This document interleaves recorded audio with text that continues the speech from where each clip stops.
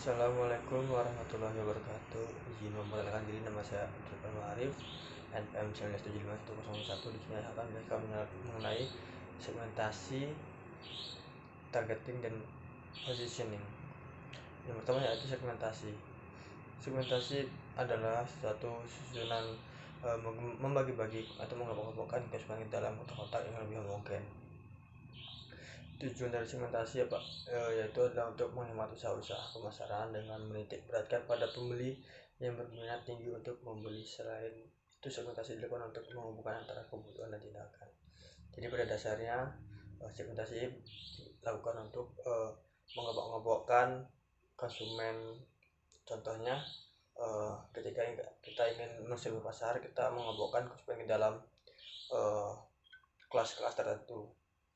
Misalnya kelas A itu orang-orang yang menyukai barang-barang yang mewah, yang kelas B itu orang-orang yang menyukai barang sederhana, dan C yang orang-orang menyukai barang kelas menengah ke bawah.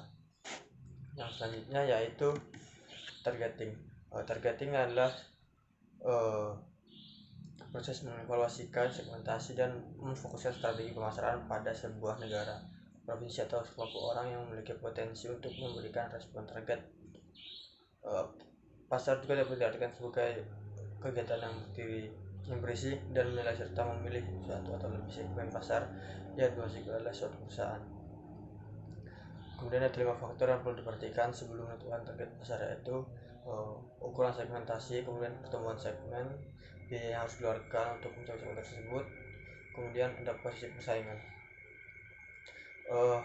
Targeting ini berkaitan dengan memfokuskan dari segmentasi yang sudah kita lakukan di awal. Misalnya kayak kita mensegmentasi, kita memiliki banyak pengelompokan konsumen. Nah, kita mengambil salah satunya. Misalnya kita hanya mengambil di konsumen menyukai barang-barang mewah saja.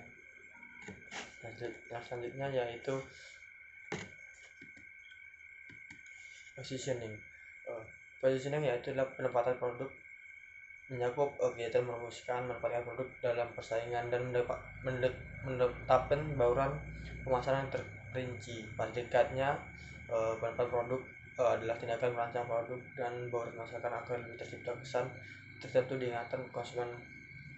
Kemudian ada hal penting dalam melakukan positioning, yaitu merupakan strategi komunikasi berhubungan dengan marketing, berhubungan dengan atribut produk. Atribut yang dipilih harus unik, diungkapkan dalam suatu pernyataan. Kemudian positioning harus memberikan style yang real. Kemudian positioning ini berkaitan dengan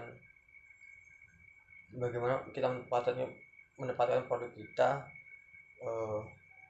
di pasar. Seperti jika kita ingin menjual produk A, kita harus melihat di tempat A itu apakah ada sama pesaing yang menyukai produk kita atau tidak, seperti itu. Kemudian ada contoh produknya. Saya mengambil 3 sampel, yaitu ada pempek, lontong, dan gorengan. Yang pertama yaitu strategi STP pada produk. Pertama yaitu pempek. Di sini ada pempek angkringan. Segmentasinya untuk masyarakat mulai dari anak kecil hingga orang tua. Kemudian gendernya untuk semua jenis, lokasi di sekitar daerah asri, yaitu di Kabupaten Lombok Barat. Kemudian psikologisnya untuk semua lapisan masyarakat. Kemudian targetingnya itu target produk ini untuk semua umur dan kalangan, terkecuali untuk beberapa orang yang memiliki alergi pada jenis makanan tertentu. Seperti terkadang pempek kan terbuat dari udang atau ikan. Oleh karena itu, sebelum membeli pempek ada baiknya kita sebagai misalnya kita sebagai penjual, kita harus memberitahukan dulu kandungan pempek tersebut supaya orang tersebut tidak dari alerginya, seperti itu. Kemudian positioning, aneka jenis dan ukuran pempek ini dan juga rasa memberikan kesan tersendiri pada pempek tersebut, karena beberapa orang mesti memiliki porsi makanan yang berbeda-beda dan menyukai pempek jenis yang berbeda-beda.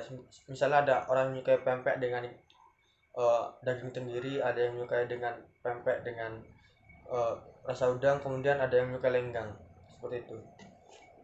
Kemudian selanjutnya itu lontong pecel. Yang pertama itu segmentasi, yaitu untuk usia anak kecil hingga orang tua, kemudian gendernya untuk semua jenis, lokasi di daya murni, psikologis untuk semua lapisan masyarakat. Target produk ini untuk semua umur dan kalangan, serta produk ini cocok untuk pekerjaan yang sedang beristirahat maupun masyarakat sekitar. Kenapa targetingnya untuk masyarakat sekitar beberapa kerja? Karena pada dasarnya lontong pecel ini makanan yang cukup murah dan juga cukup menyenangkan, sehingga cocok dijadikan makan siang atau makan pagi bagi beberapa masyarakat seperti itu. Kemudian positioning, karena produk ini merupakan buatan rumah tangga atau homemade, sehingga para pelanggan bisa dengan mudah memesan dengan rasa atau selera masing-masing, seperti ada yang suka pedas, ada yang tidak suka pedas, ada yang suka banyak menggunakan kencur atau bawang putihnya, dan juga ada yang tidak seperti itu.